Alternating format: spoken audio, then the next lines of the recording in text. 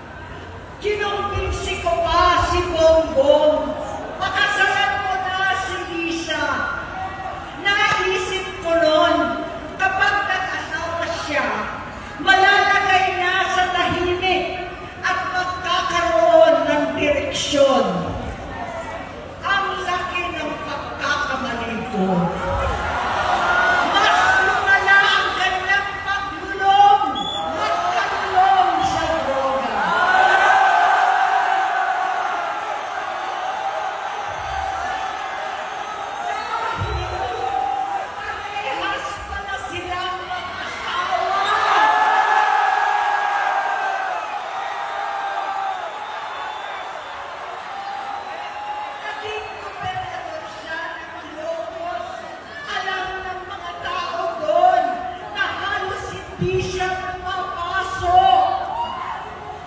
Tuwing kukumprontahin ko siya, ay nagsasabi siyang magbabago na siya, aalisin na niya ang bisyo. Hanggang sa may nagsumbong na naman sa akin na sa pag-gising pa lang sa umaga, kasabay ng almusal, marijuana pala.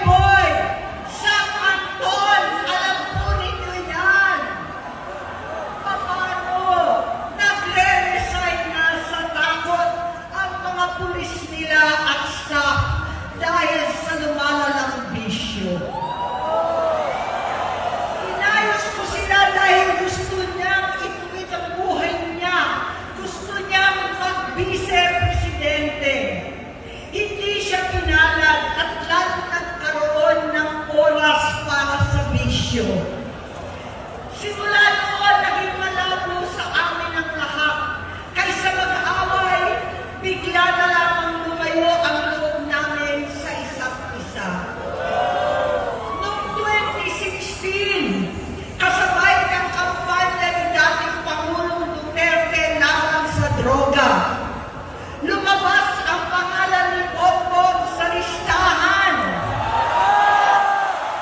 Nakasama siya sa listahan ng mga celebrities, mga artista, Maricel Soriano at iba pa. Masinsinan kong kinausap si Pangulong Rodi. Halos manikluhod ako. Sinabi ko ayon sa kapulisan, dapat unahin, usigin ang mga pusher at saka na lamang sagipin ang mga user. Naligtas si Bongbong. Labis ang takot ko at pag-aalala. Kinausap ko siya at nagsabi siyang talagang siya ay nagbabago na. Muli at lagi, hindi ako nawalan ng pag-asa. Ako'y naniwala ulit. Mula noon, ang natatanggap ko na lang na balita tungkol sa kapatid ko ay regular na pagpapadoktor. Kaya kumama naman ako. Inisip ko, totoo, dahil na-opera na ang tuhod niya sa gout. Siguro, totoo na ito. Hanggang nito, na lamang nalaman ko na tuloy ang paggamit niya sa mga party na garapalan ng hahain ng droga. Pinagmamalaki pa ng mag-asawang kayang-kaya nila ang microdosing ng cocaine. Hari-hariin daw para 4 na beses sa isang araw. Hindi mabibisto. Ang pagpapadoktor, pinalabas nila ang pag-stem cell. Nagpapaligtad ng dugo, nagpapa-blood transfusion. Kayang-kaya raw, hindi ko maintindihan ang pinagsasabi. Noong 2021, kahit papano, nagkikita kami at nagkakausap. Sumumpa siya sa akin talagang hinintunan niya. Naniwala ako kasi sabi niya gusto niyang tumakbo. Ang sabi ko, tutulong ako sa abot ng aking makakaya. Ipinakilala ko si Bongbong kay Inday. Naging magkatandem sila. Pagkatapos noon ay biglang hindi na niya ako ulit kilala. Kahit si Inday, nagtataka, bigla ko na itsakwera. Kahit ganon, nangampanya pa ako para sa kanya, kahit si Inday na lang ang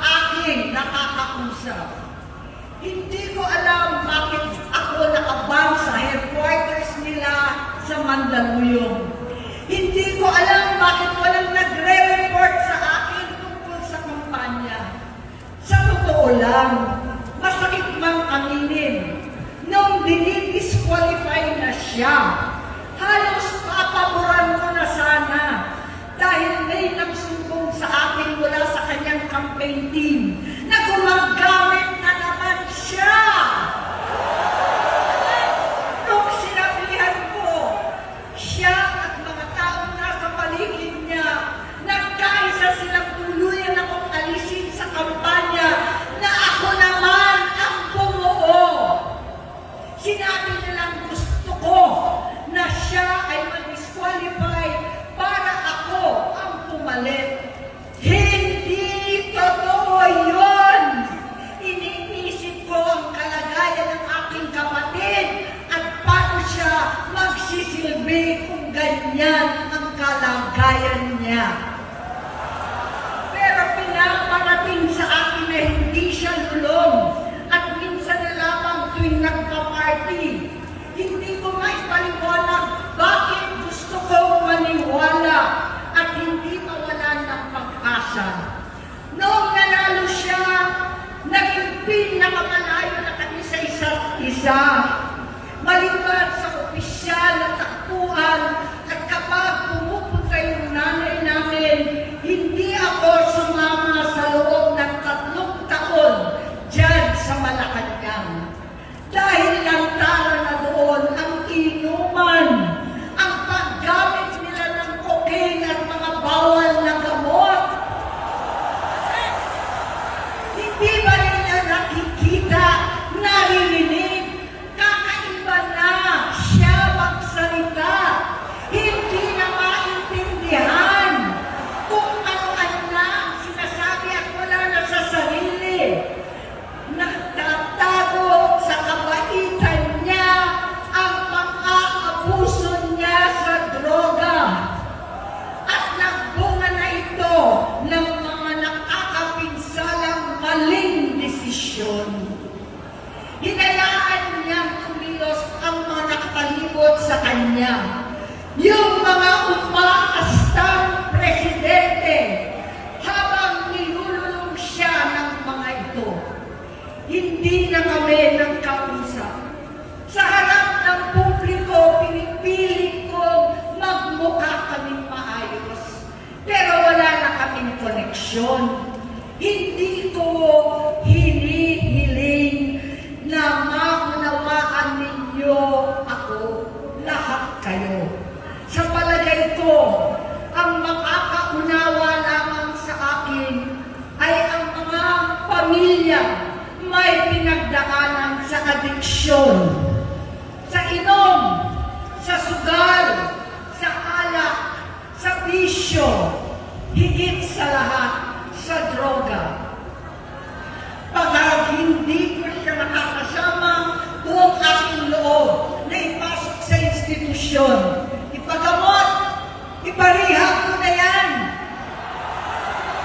Pero tuwing maghaharap kami noon, hindi kaya ng aking kalooban na gawin yon. Tuwing magsasabi siya sa akin na magbabago na siya, hindi ko siya kayang liisin. Hindi ko kayang ipagkait sa kanya pagkakataon at pagbabakasakali, umaasa ako at laging nananalangin na sana, oo nga, nagbago na siya.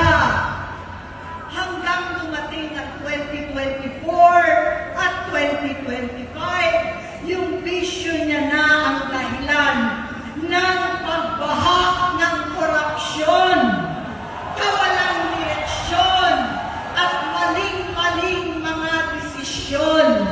Walang accountability, wala na ang hustisya. Hindi na niya alam ang nangyayari. Hindi na pinapaalam sa kanya ang mga pangyayari. Sinamantala ng mga ito ang paggamit niya ng droga. Tinangkap na nila ang kaban ng bayan habang ang mga dating tumatawag sa amin ng magnanakaw ay nakakita ng pagkakataon sirain ang lahat.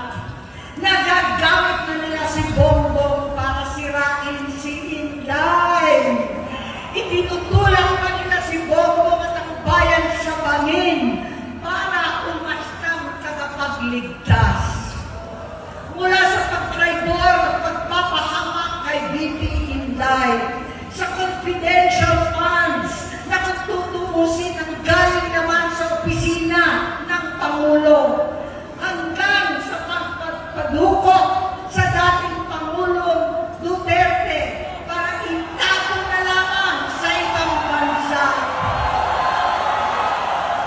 Ang kabaitan ni Bongbong ay naging kalupitan. Karapanan ng pagtatakip sa kanya ng mga nasa Congress, sa Senado, mga miyembro ng kabinete. Kitang-kita na ng taong bayan, wala nang puwang ang kahihiyan. Para bang nauulit ang bangungot ng kasaysayan dinanas namin noon. 68 years old po ang nanay ko nung pinatalsik sa pwesto. 68 years old na rin si Bongbong ngayon. November 17 din, noong 2021, nung nakumbinsi ko si Inday na magbise kay Bongbong. November 18 po, bukas, ang ikatlong araw natin. Siyam na taon na nakakaraan, saktong November 18 pa talaga, na pinatiting ni Pangulong Duterte ang tatay ko sa libingan ng mga bayani. Halo-halo na ang aking nararamdaman, pero alam ko ito ang dulo at hangganan ng aking pagtitiis at pananahimik. Hindi na tayo mananahimik. Dahil nalaman ko pati ang mga anak niya ay nagdodroga na. Pinasusuklaman ko pa ang pag-alok ng mag-inang si Sandro ng droga ang aking mga anak at iba pang mga kamag-anak. Yan ang hindi ko na mapapalampas. Sa loob ng halos 4 na dekada, wala akong ibang pinangarap kundi maipakita sa sambayanan na hindi kami masamang tao. Hindi masama ang pamilya Marcos.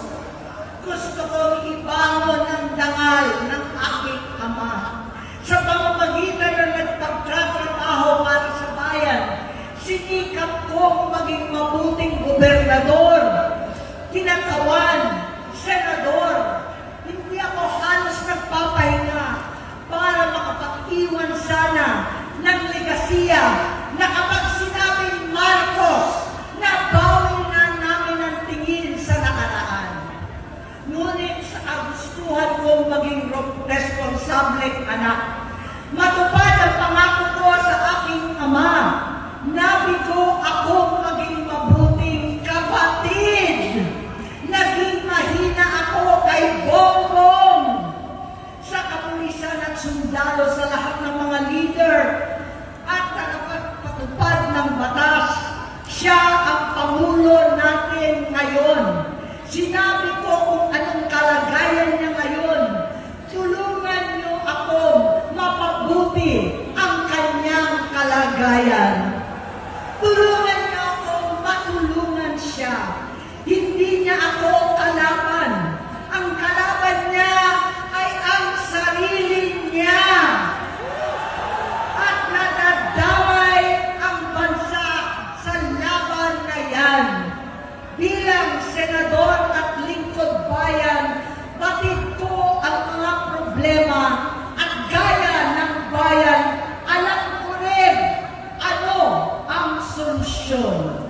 Sa pagkakawatak-watak, patuloy na pamumulitika, pagnanasa sa kapangyarihan ng mga talunan naman, kabuluhan sa Mindanao, alanganing giyera sa China at Estados Unidos, kawalang pananagutan sa flood control scam,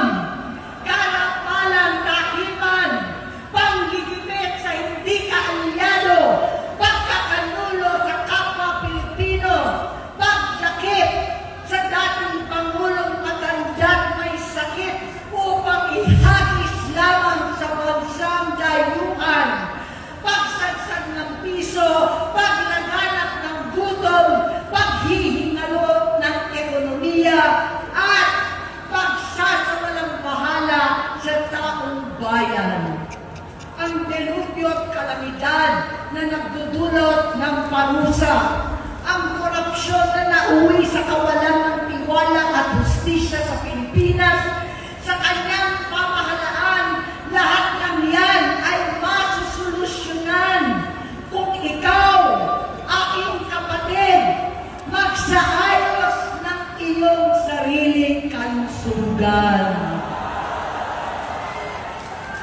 Kapag humupa ang ingay sa politika, kapag umuwi na kami sa aming pamilya, hindi bilang senador, kundi bilang ate, bilang si Manang Aimee ni Bonget, kaya ito sasabihin sa harap ng taong bayan, sa harap ninyong lahat, at sa harap ni Bongbong. Bonget, magtatatlong taon na tayong hindi nakakausap. 3 taon ko nang sinusubukan muli na ako'y pakinggan. Siguro ngayon ay makakarating ng buo ang gusto kong sabihin. Walang mababawasan, hindi madadagdagan. Bongbong, nag-aalala sa iyo si Manang. Tuwing nakikita kita sa TV, gusto kitang puntahan. Napakalaki ng pinagbago mo. Itsura, pagsasalita, takbo ng pag-isip. Minsan, napapatanong ako sa sarili ko, ikaw pa ba yan? Si Bongbong ba talaga yung nakikita ko? Pero ako, aling ko, ako pa rin ito. Ako pa rin ang ate mo na tumayong ama't ina sa inyo sa ibang bansa. Ang kasama mo sa sumubok na sanggahin lahat ng sakit para sa iyo. Ang kapatid mo na hindi mo kailangan hingan ng tawad dahil agad ka nang iniintindi at tatanggapin dahil mahal kita. Nasa Bagong Tipan, kay Lucas, Kapitulo 17, versikulo 3 hanggang 4. Kung magkasala ang iyong kapatid, sawayin mo siya. At kung siya'y magsisi, patawarin mo siya.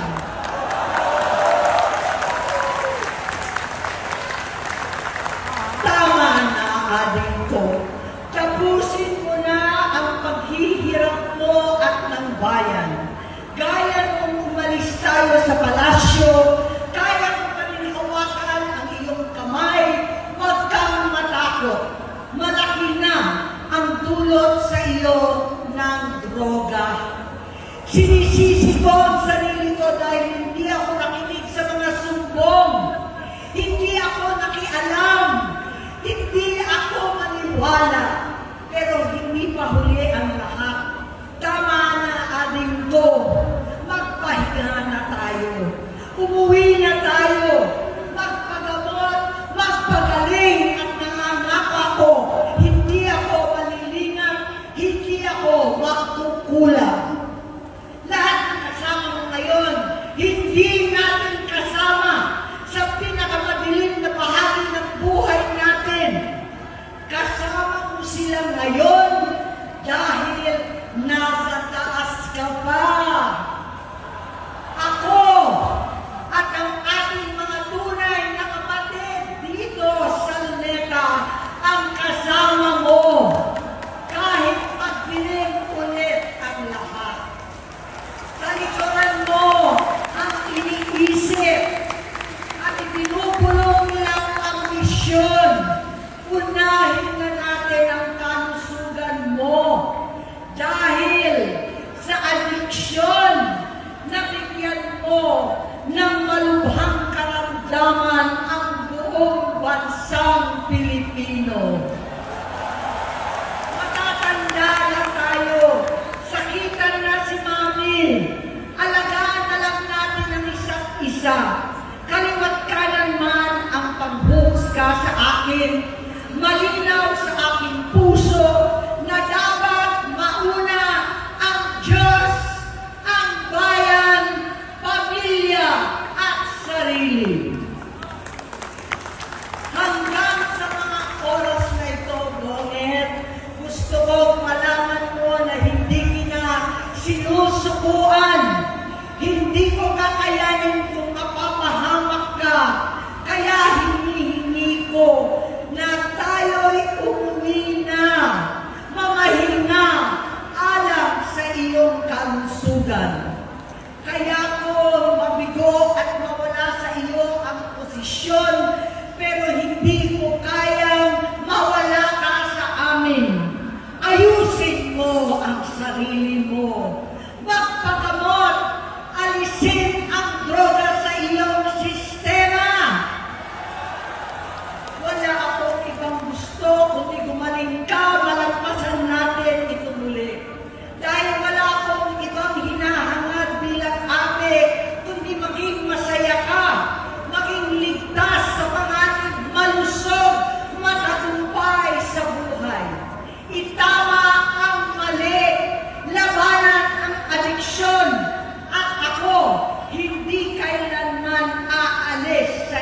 tabi. Susuporta at hindi titigil manalangin kasama ninyo dito sa NETA at sa buong mundo. Dahil iyon naman ang tungkulin at ibig sabihin ng salitang kapatid, kapatid, mabuhay kayo, kapatid. Maraming salamat po.